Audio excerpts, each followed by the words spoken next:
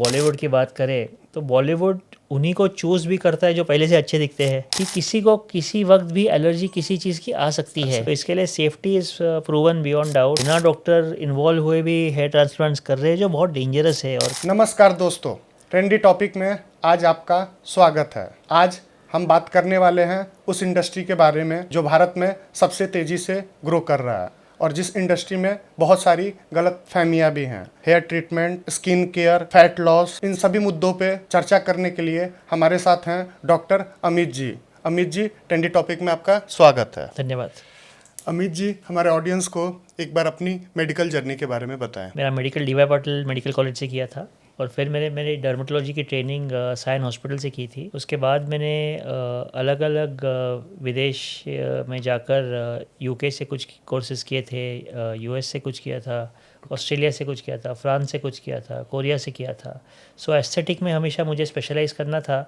तो जो अलग अलग देशों में उस वक्त, क्योंकि एस्थेटिक जैसा कोई फील्ड था ही नहीं, तो उस वक्त जो भी मुझे नए नए एडवांसेस दिखाई दिए उस हिसाब से मैं अलग अलग देशों में मैं फॉर्चुनेट जा सकता था और वहाँ जाके मैंने ट्रेनिंग हासिल की। तो टोटल अभी कितने साल का एक्सपीरियंस हो गया आपको एस्थेटिक में? डॉक्टर त्वचा की स्थापना मैंने 28 नवंबर 2005 को की थी, तो अभी 20 साल के ऊपर हो गए मुझे ये फील्ड में। टोटल 20 साल का हाँ जी। एक्सपीरियंस। ओके। आजकल परफेक्ट स्किन दिखना, परफेक्ट बॉडी दिखना, इसका प्रेशर बहुत बढ़ते जा रहा है। हर एक यूथ हो या हर एक उम्र में खूबसूरत दिखना है, तो इसके लिए हमें कैसे अपने आप को मेंटेन करना चाहिए? देखिए, हमेशा मुझे लगता है कि लोगों को उनका सबसे जो बेस्ट वर्जन है वो दिखना हमेशा पसंद है। तो उसमें स्किन बड़ा माध्यम रखता है। स्किन हो, हेयर हो, वेट हो, आपके लुक्स हो। सो बेसिकली सभी को पसंद होता है कि अपना बेस्ट वर्जन आगे दिखने के लिए। ऑब्वियसली आजकल थोड़ा pressure I think social media की वजह से बढ़ भी रहा है, बिकॉज हर एक सोशल मीडिया पे आके अपना बेस्ट साइड आगे दिखाना चाहता है। ऑब्वियसली फ़िल्टर्स भी बहुत सारे मदद करते हैं, बट रियल लाइफ में जब आप किसी को मिलते हो तो हमेशा आप फ़िल्टर्स तभी नहीं दिखा सकते हैं। आपकी मिस इंडिया के साथ जर्नी कैसे स्टार्ट हुई? तो मैं मिस इंडिया के साथ 2016 साल से जुड़ा हुआ हूँ। तभी मैं स्किन एक्सपर्ट उनका बना था। ओके। तो मिस इंडिया तभी, ऑब्वियसली आज आई थिंक बहुत सारे ब्यूटी पेजेंट्स हैं, बट उस वक्त 2016 में फेमिना मिस इंडिया एक ही मेन प्लेटफॉर्म था जो ब्यूटी पेजेंट्स में मेन लीडिंग था और आज भी है। आज भी है। तो उधर मैं तभी उनके स्किन एक्सपर्ट के हिसाब से जुड़ गया था और तभी से वो जर्नी काफ़ी सालों के लिए रही है। तो हर एक साल हम लोग अलग अलग जो पेजेंट विनर्स हैं उनको साथ ट्रेनिंग करते हैं, उनके स्किन का ख्याल रखते हैं। कोकोबेरी जो मेन जो मॉडल ट्रेनिंग एकेडमी है ब्यूटी पेजेंट्स के लिए, उनके साथ भी मैं मेंटर के हिसाब से जुड़ा हुआ हूँ पिछले 4-5 सालों से। तो उस हिसाब से ब्यूटी पेजेंट्स और मॉडल के साथ मेरी जर्नी काफ़ी लंबे समय से हुई। मॉडलिंग लाइफ में डेली हमें खूबसूरत दिखना होता है, तो कितना टफ रहता है एक मॉडल को अपने आप को, अपनी स्किन को, चीज़ों को मेंटेन करना? आई थिंक बहुत टफ रहता है, बिकॉज क्या रहता है कि आप हर एक दिन अपने आप को सामने रखते हो और जैसे एक्ने के बारे में अगर हम लोग बात करें, पिंपल्स के बारे में बात करें, तो वो कभी भी पॉपअप हो सकते हैं। प्लस मॉडलिंग की दुनिया में क्या रहता है कि इतना मेकअप इन्वॉल्व रहता है, इतने सारे प्रोडक्ट्स इन्वॉल्व रहते हैं कि किसी को किसी वक्त भी एलर्जी किसी चीज़ की आ सकती है। तो एक तो प्रेशर तो रहता ही है, बिकॉज जिस दिन पूरा शूट होता है उस दिन उनका बेस्ट वर्जन सामने रखना बहुत ज़रूरी होता है। बहुत सारे प्रिपरेशंस जाते हैं शूट के पीछे। तो उस दिन अगर उन्होंने अपना बेस्ट वर्जन नहीं रखा तो काफ़ी सारे इश्यूज़ आ सकते हैं।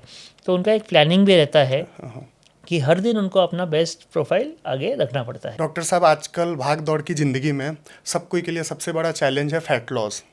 आजकल सारे सेलिब्रिटी भी फैट लॉस को ट्रेड को फॉलो कर रहे हैं, तो फैट लॉस के लिए हमें क्या करना चाहिए? देखिए, आजकल मुझे लगता है साइंस ने ये लास्ट 3 साल से ये जो इंडस्ट्री है वेट लॉस और फैट लॉस की बहुत बदल दी है। पहली बार अभी ट्रीटमेंट्स आए हैं जो बहुत इफ़ेक्टिव है वेट और फैट कम करने के लिए है। अभी हम लोग बॉडी को एक्चुअली अंदर से करेक्ट कर सकते हैं। अगर आप देखें तो पिछले साल से बहुत सारे सेलिब्रिटीज सब पतले हो रहे हैं और काफ़ी सारे बोलते हैं मैं एक्सरसाइज कर रहा हूँ, योगा कर रहा हूँ, बट इतने सालों से वो पतले नहीं हो रहे थे। सच तो यही है कि आजकल साइंस ने हम लोग को सॉल्यूशंस दिए हैं, कुछ पेप्टाइड्स दिए हैं, कुछ इंजेक्शंस दिए हैं कि जिसके माध्यम से हम लोग आराम से आजकल वेट और फैट कम कर सकते हैं। बेस्ट चीज़ तो मैं ये समझता हूँ कि एक्चुअली ये बॉडी के लिए बहुत हेल्दी है और बॉडी को वो अंदर से करेक्ट कर देती है।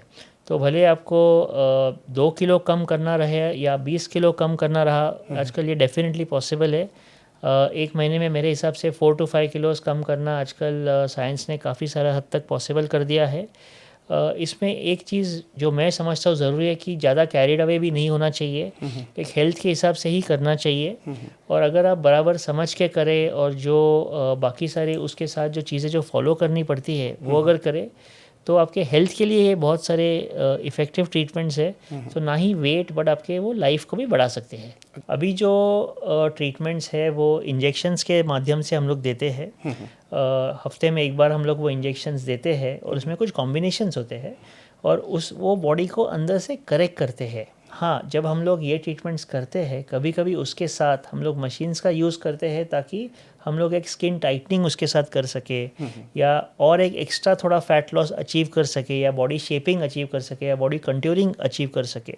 बट आज मेन है इंटरनल बॉडी करेक्शन और उसके साथ जो बॉडी को जो दिखना है उसका करेक्शन। तो वो दोनों का एक मिलाप करके हम लोग सबसे अच्छे रिजल्ट्स ला सकते हैं। तो इसका लॉन्ग टर्म में कोई ड्रॉबैक नहीं है ना? लॉन्ग टर्म में कोई भी ड्रॉबैक नहीं है बिकॉज अभी जो डेटा है पिछले 10 साल का डेटा हमारे पास है। और एक चीज़ है कि ये जो दवाइयाँ है इसका जो वो प्रोटोकॉल्स और जो वो मीडियम से काम करते हैं उनका डेटा ऑलमोस्ट 25 साल का हमारे पास है। तो इसके लिए safety is proven beyond doubt. और जैसे मैंने कहा ये बहुत सारे इफ़ेक्ट इतने इमीडिएटली भी दिखाते हैं कि 2 हफ्ते में ही आपको एक फ़र्क दिख जाता है कि आप में एक महसूस फ़र्क आता है जो सालों से आप कोशिश करते हो। मुकेश अंबानी जी के लड़के इतने वेट गेन किए हैं तो क्या उनको ये ट्रीटमेंट का यूज नहीं कर सकते हो? देखिए हर एक के बारे में बात तो मैं नहीं कर सकता हूँ बिकॉज हर एक का एक अलग अलग मेडिकल इशू भी हो सकता है। तो जब एक कोई मेडिकल इशू है जो मैं शायद जानता नहीं हो या मेरी उनसे बात नहीं हुई है तो मैं नहीं कमेंट कर सकता हूँ। बट येस डेफिनेटली आज अगर आप देखो तो आपको ज़्यादा और ज़्यादा लोग दिखेंगे जो इसका लाभ लेके और पतले होते जा रहे हैं। एक बहुत फेमस डायरेक्टर हैं जिन्होंने अभी अपना बहुत वेट लॉस किया और बहुत मतलब अलग दिख भी रहे हैं, तो क्या इफेक्ट उन्होंने ऐसा किया होगा कि उनको? देखिए एक्चुअली अगर हम लोग बात करें वेट एक पर्सनल चॉइस होता है और एक्चुअली वो बहुत खुश है अपने वेट से। एक्चुअली वेट के हिसाब से एक बीएमआई का कॉन्सेप्ट होता है कि 18 to 25 बीएमआई नॉर्मल होता है। उन्होंने एक्चुअली लोअर एंड बीएमआई तक अपना वेट कम कर दिया है जो शायद लोगों को पसंद नहीं आए बट एक्चुअली वो बहुत खुश है अपने वेट से। तो मेडिकली अगर आप बात करें तो वो परफेक्ट स्टेट में है। मैं यही लोगों को बताना चाहता हूँ कि हर एक जो कम करता है और इनफैक्ट मेजॉरिटी 99% जो लोग वेट कम करते हैं वो लोअर एंड तक नहीं करते, वो नॉर्मल तक करते हैं। और नॉर्मल जब आप करते हो तब आप एकदम हेल्दी और एकदम फिट लगते हो। आप जब ज़्यादा करते हो तब हो सके कि लोगों को इतना पसंद नहीं है कि इतना वेट कम कर दिया है। बट वेट एक इतना पर्सनल इशू है ना कि लोग सालों साल उसके लिए स्ट्रगल करते हैं और पहली बार जब उनको दिखता है ज़िंदगी में कि अरे मेरा वेट कम हो रहा है, मैं अब फाइनली अचीव कर पा रहा हूँ जो मुझे करना है, तभी वो कभी कभी थोड़े कैरिड अवे भी हो जाते हैं। बट जब तक आप नॉर्मल करो, आप एक रेगुलर मेडिकल लिमिट्स में रहो और आप खुद खुश रहो। बिकॉज देखो अल्टीमेटली एक एस्थेटिक और कॉस्मेटिक फील्ड जो है वो अपने खुद के लिए आपको करना चाहिए, किसी और के लिए करना नहीं चाहिए। और हेल्थ मेन चीज़ है, आप हेल्दी तरीके से करो, जो साइंस ने जो नॉर्म्स दिए हैं उस तरीके से करो तो आई थिंक वो आइडियल रहता है। कि ये ट्रीटमेंट तो काफ़ी एक्सपेंसिव फिर होते होंगे। देखिए कॉस्ट तो रिलेटिव चीज़ है बट अगर मैं बात करूँ कॉस्ट की तो अराउंड महीने का इसमें अराउंड 20 से 30 हज़ार खर्चा आता है और इसमें महीने में normally around 4 to 5 kilos weight कम हो जाता है। और इनफैक्ट अभी 20 साल से जैसा मैंने बोला मैं ये फील्ड में हूँ, आप अगर स्किन हेयर के भी ट्रीटमेंट्स की अगर बात करें तो मोस्ट ट्रीटमेंट से 1000 रुपये से चालू होते हैं। तो ऐसा नहीं है बिल्कुल कि ये एक्सपेंसिव होते हैं या सिर्फ अमीर लोगों के लिए है या सिर्फ मॉडलिंग या एक्टर्स के लिए है। पहले दिन से ही जब हम लोग ने क्लिनिक चालू किया मुझे हमेशा लोग अलग अलग फील्ड से आए हैं और सभी फील्ड से आए हैं और आई थिंक ये बहुत अफोर्डेबल ट्रीटमेंट्स होते हैं। तो डॉक्टर जी ऐसा भी होता है कि जब तक हम ट्रीटमेंट चल रहा है हमारा तब तक हमारा वेट कम हुआ, एक टाइम के बाद हम ट्रीटमेंट छोड़ देते हैं तो फिर वो ग्रो करने लगता है। जैसे कि मैंने स्किन में भी देखा कि जब तक आप कोई ट्रीटमेंट ले रहे हो तब तक आपका त्वचा ग्लो कर रहा है, जब आप ट्रीटमेंट स्टॉप कर रहे हो तो फिर वो चीज़ बढ़ने लगता है। तो ऐसा होता है? देखिए नॉर्मली अगर हम लोग वेट की बात करें, आज भी जो आपका वेट है अगर आप देखें तो काफ़ी हद तक वही वेट के अराउंड आप रहोगे।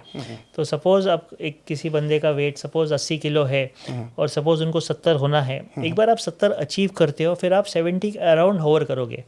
हो सकता है आप 72 हो जाओ, आप 69 हो जाओ और काफ़ी महीनों तक आप उधर ही रहोगे। और उसके बाद मेंटेन रखना बहुत आसान रहता है।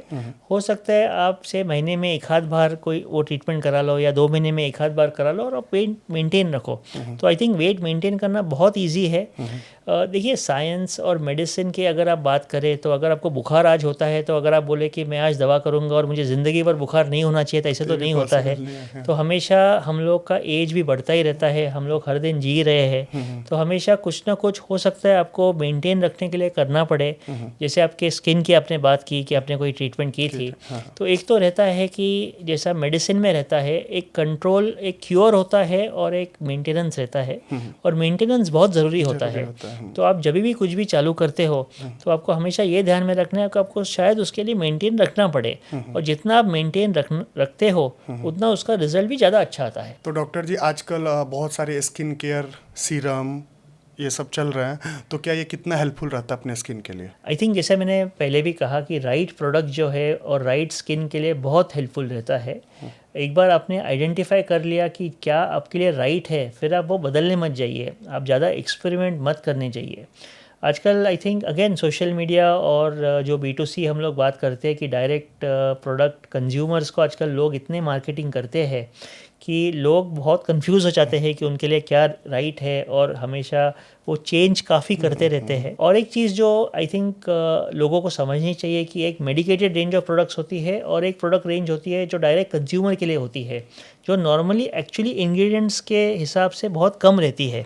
बिकॉज FDA और जो अथॉरिटीज़ होते हैं वो अलाउ नहीं करते कि जो ज़्यादा पोटेंट क्रीम्स है वो डायरेक्ट कंज्यूमर जस्ट ऑनलाइन ख़रीद सके। तो वो डॉक्टर के पास जाके जब डॉक्टर एक कुछ प्रिस्क्रिप्शन देता है फिर आप ख़रीदते हो, नॉर्मली वो ज़्यादा हमेशा इफ़ेक्टिव रहते हैं। तो आप सीरम्स की बात करें, क्रीम्स की बात करें, लोशंस की बात करें, वो तो चलो एक माध्यम है और उसके हिसाब से जो आप यूज़ करते हो उस हिसाब से रहता है कि वो कितने पोटेंट हो। बट जो जैसे मैंने कहा कुछ मेडिकेटेड प्रोडक्ट्स होते हैं जो एफिकेसी वाइज शायद हायर हो एज़ कम्पेयर टू B2C जो आप रेगुलरली सोशल मीडिया पे देखते हो। बहुत सारे मैंने ऐड भी देखे हैं, मोल रिमूवल के ऐड आते हैं, 499 में इसको खरीदिए और मोल चले जाएगा, तो ये सब मुझे लग रहा है कि फेक मार्केटिंग ही है। देखिए काफ़ी हद तक एक फेक हम लोग बोल सकते हैं, अनएथिकल भी बोल सकते हैं। काफ़ी सारे हार्मफुल भी इंग्रेडिएंट्स होते हैं जो अगर हम लोग क्रीम में मिक्स करें तो वो इमीडिएटली तो बहुत अच्छे रिजल्ट्स देते हैं बट लॉन्ग टर्म में स्किन को बहुत ख़राब कर देते हैं। तो हमेशा मैं यही बोलूँगा, आप जब भी कुछ ख़रीदते हो हमेशा ये देखो कि उस पर लेबल हो, अप्रूव्ड प्रोडक्ट्स हो, ताकि वो क्लैरिफाई करे कि वो क्या है। बहुत बार हम लोग ये सुनते हैं, देखते भी हैं कि लोग कहीं जाते हैं और वो लोग ऐसे क्रीम्स के डब्बे देते हैं जहाँ पे कोई भी लेबल नहीं होता है और उसमें काफ़ी सारे स्टेरॉइड्स मिक्स हुए होते हैं। स्टेरॉइड्स का क्या रहता है कि भले 7-10 दिन आपको बहुत अच्छा लगे बट 30 दिन के बाद आपको बहुत रोना आता है। तो बहुत ज़रूरी है आप समझे आप क्या लगा रहे हो आपके स्किन के ऊपर और सेफ प्रोडक्ट्स लगाए। अभी प्रोडक्ट आता है जिससे हम इंस्टेंट गोरा हो सकते हैं और इंडिया में गोरा होने का बहुत क्रेज है, इस पे आपका क्या राय है? देखिए मुझे लगता है कि एक टोन स्किन होना बहुत ज़रूरी है। आई थिंक ये अभी आउटडेट हो रहा है काफ़ी हद तक कि लोग गोरे ही होने चाहिए। अगर आप इंडिया में देखें तो हाँ ये सच बात है कि लोगों को गोरा होना पसंद है और अब्रॉड लोगों को डार्कर साइड वीटिश कॉम्प्लेक्शन ज़्यादा पसंद है। तो आई थिंक ये पर्सनल चॉइस है, बट किसी को जो नेचुरल अपना स्किन है वो नहीं कभी बदलना चाहिए। बट वन टोन स्किन से बहुत फ़ायदा रहता है। तो जो भी आपका स्किन का टोन हो और कलर हो वही मेंटेन रखना चाहिए, बट वन टोन होना चाहिए। जो लोग फेरर होते हैं उनमें अगर डार्क स्पॉट्स आ जाए तो वो अच्छा नहीं दिखता है, और जो वीटिश होता है उसमें लाइट स्पॉट्स आए वो भी अच्छा नहीं दिखता है। जब वन स्किन टोन होती है, और आप तो मॉडलिंग इंडस्ट्री से भी है, आपका बहुत तजुर्बा है, तो मॉडलिंग में भी आई थिंक यही हम लोग देखते हैं कि लोग वन टोन हो, वन कॉम्प्लेक्शन हो, तो वो बहुत सक्सेसफुल हो। फेयर एंड लवली का डिफरेंट ब्रांड का ऐड चल रहा है कि इतने दिन में हम इतने गोरे थे, इतने दिन में इतने गोरे हो गए, तो ऐसा रियली होता है? मुझे नहीं लगता रियली होता है, और आई थिंक होना होना भी, मतलब जैसा मैंने बोला, जो आपके लिए हार्मफुल है वो तो आप करना ही नहीं चाहिए। आई थिंक रेगुलेटर्स ने काफ़ी हद तक वो सब सारी चीज़ें बंद अभी कर दी है। तो आई थिंक अभी एड्स वो थोड़े कम हो रहे हैं। अगेन सोशल मीडिया में कुछ लोग गलत तरीके से एड्स डाल के उसका लाभ लेते हैं। और बट आई थिंक कंज्यूमर ज़्यादा आजकल इन्फॉर्म्ड हो रहे हैं और खुद को एक्सेप्ट भी कर रहा है। अभी सब कोई लेटेस्ट बहुत लेज़र ट्रीटमेंट कराते हैं। तो लेज़र से लोग बोलते हैं कि स्किन बर्न हो जाता है। हेयर ट्रीटमेंट से लोग बोलते हैं कि बाद में हेयर फॉल और बढ़ जाता है। ठीक है, इससे इसका क्या ट्रूथ है? और देखिए, राइट मशीन बहुत ज़रूरी होता है। अब लेज़र्स के साथ मैं लास्ट 19 साल से मैं यूज़ कर रहा हूँ। जो मशीन्स है वो कौन सी राइट मशीन है, बहुत बार कंज्यूमर को और इवन डॉक्टर्स को पता ही नहीं रहती है। आजकल अलग अलग मार्केट से काफ़ी सारे सस्ते मशीन्स आते हैं। तो बट जैसा मैंने कहा, राइट मशीन यूज़ करना बहुत ज़रूरी होता है। Plus right laser for the right indication is very important. जैसा लेज़र क्या रहता है, लेज़र एक लाइट होता है, जैसे ये लाइट है, बट उसमें से अगर हम लोग एक वेवलेंथ सेपरेट आउट कर दे और उसको एनर्जी दे तो वो एक लेज़र रहता है। तो एक लेज़र रहता है जिससे हम लोग से लेज़र हेयर रिमूवल कर सके, एक लेज़र लाइट होता है जिससे हम लोग स्कार्स ठीक कर सके, एक लेज़र होता है जिससे हम लोग एक्ने ठीक कर सके, एक लेज़र होता है जिससे मार्क्स ठीक कर सके। तो अलग अलग लेज़र्स होते हैं और उसका एक अलग अलग यूज़ होता है। आजकल ये एक बहुत अलार्मिंग ट्रेंड है कि काफ़ी सारे सलॉन्स भी बोलते हैं हम लोग लेज़र ट्रीटमेंट्स करते हैं और उनके साथ बहुत से सस्ते मशीन्स रहते हैं। वो सस्ते मशीन्स में एनर्जी आउटपुट यूनिफॉर्म नहीं होती है और उसके साथ काफ़ी सारे साइड इफ़ेक्ट्स हो सकते हैं। तो जैसे पहले भी हमारी बात हुई कि राइट प्रोवाइडर, राइट मशीन को चूज़ करना बहुत ज़रूरी है। तो भी मैं बोलूँगा काफ़ी हद तक ये सारी चीज़ें सेफ़ है। इसी डॉक्टर से मैंने सुना कि एक बार सिटिंग करने के बाद ज़्यादा इफेक्ट होता है। कोई बोलते हैं कि नहीं, इसको हर एक मंथ आप करते रहिए, कोई बोलते हैं 15 दिन के बाद करते रहिए। तो कितने बार तक उसको करना चाहिए? वो तो इंडिकेशन के ऊपर डिपेंड होगा। जैसे अगर आपको कोई टैटू हो और टैटू निकलना रहा हो तो उसमें एक ड्यूरेशन 1 से 1.5 महीना रहती है। कोई पिगमेंटेशन हो तो उसमें अराउंड 3 वीक्स की गैप रहती है। कुछ ट्रीटमेंट से हम लोग महीने की गैप रखते हैं। तो वो वेरी होता है, इसका जवाब देना मुश्किल है बिकॉज हर एक इंडिकेशन के हिसाब से रहता है कि उसमें गैप कितना रहता है। स्किन पिल्स क्या होते हैं और इसके लिए क्या बेटर ट्रीटमेंट है? स्किन पीलिंग एक बहुत पुरानी ट्रीटमेंट है। एक्चुअली ये तो रोमन टाइम से है, जहाँ पे क्लियोपाट्रा भी मिल्क पील करती थी।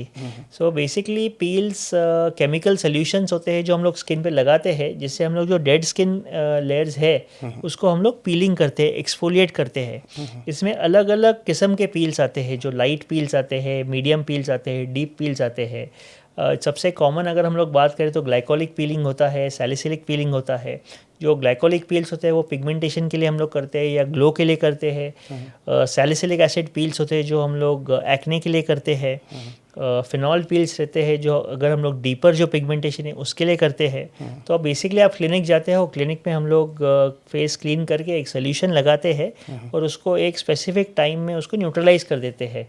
वो करने के हिसाब से क्या रहता है कि हम लोग एक कंट्रोल पीलिंग करते हैं स्किन की, ताकि आपके जो डेड स्किन लेयर्स है वो निकल जाए और जो अंदर के जो अच्छे जो लेयर्स है वो बाहर आ जाए। जब आप ये ट्रीटमेंट्स करते हो तो सन प्रोटेक्शन बहुत ज़रूरी रहता है, ताकि जो नए लेयर्स जो एक्सपोज हो उस पर हम लोग प्रोटेक्शन ले सकें। तो बोटॉक्स और फिलर क्या होता है और ये कितना सेफ है? आई थिंक सेफ तो दोनों चीज़ें हैं। तो बोटॉक्स और फिलर्स दो सबसे जो कॉमन एस्थेटिक प्रोसीजर्स है वो है।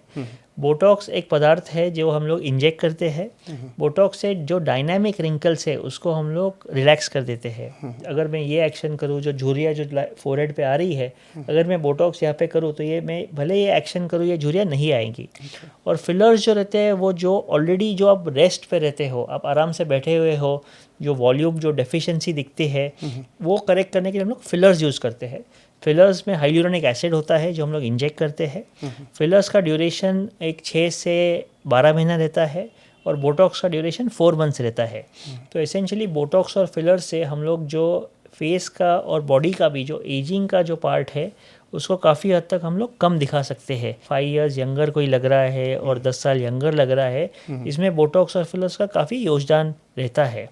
फिलर्स हम लोग इसके लिए भी यूज़ करते हैं कि स्किन को हाइड्रेट करने के लिए। जैसा कोई भी स्किन जो ग्लो करती है, काफ़ी सारे एक्ट्रेसेस, एक्टर्स नॉर्मल लोग भी आप देखोगे जिसकी स्किन हमेशा ग्लो करती है, तो कोई भी जो मॉइस्चराइज स्किन होती है, हाइड्रेटेड स्किन होती है, वो ग्लो करती है। इसमें फिलर्स का भी काफ़ी योगदान रहता है।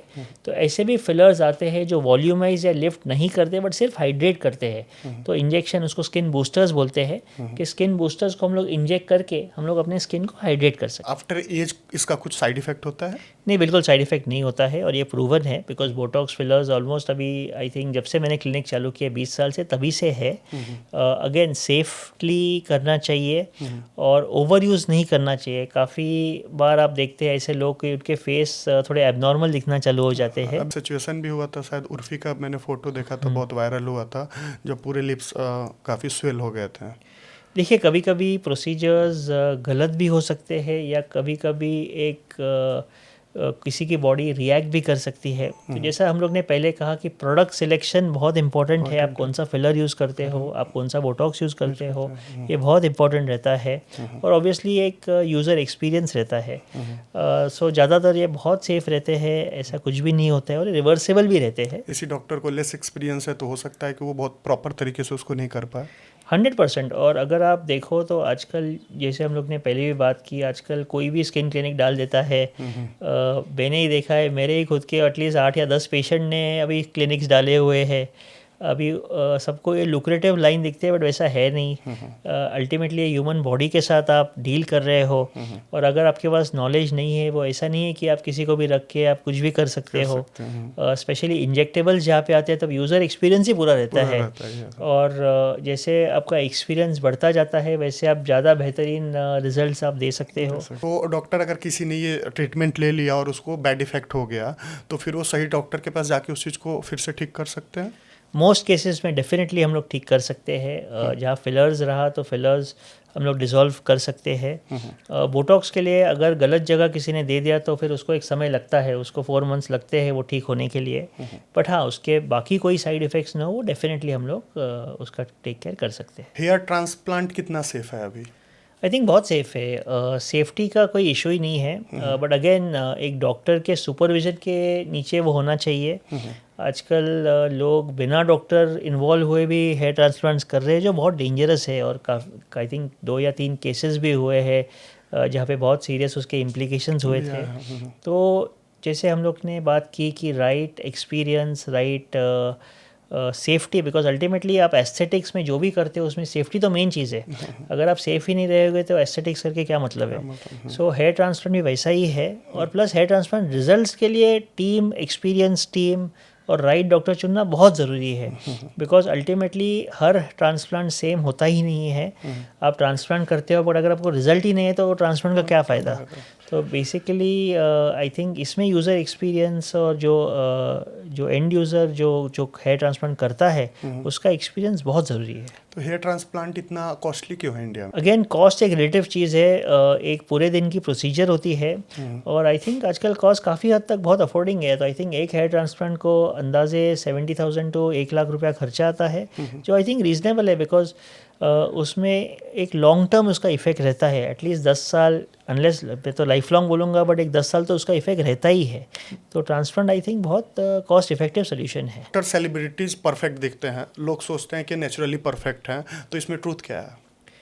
देखिए, अगर हम लोग सेलिब्रिटीज़ की बात करें, अगर हम लोग बॉलीवुड की बात करें, तो बॉलीवुड उन्हीं को चूज़ भी करता है जो पहले से अच्छे दिखते हैं। तो पहले से लोग अच्छे ही दिखते हैं, और या जनरली जो सोसाइटी कंसिडर करती है गुड लुकिंग है, वही ज़्यादातर सेलिब्रिटीज़ बनते हैं। ऑब्वियसली उनको भी वही तकलीफ़ें होती है जो किसी और को होती है।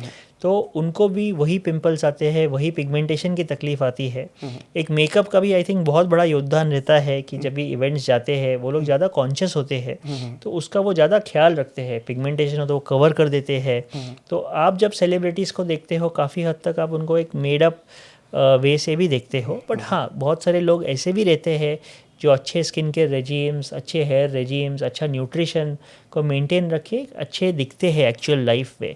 तो काफ़ी हद तक वो नेचुरली है। आई थिंक सालों से लोग सलॉन्स तो जाते ही है।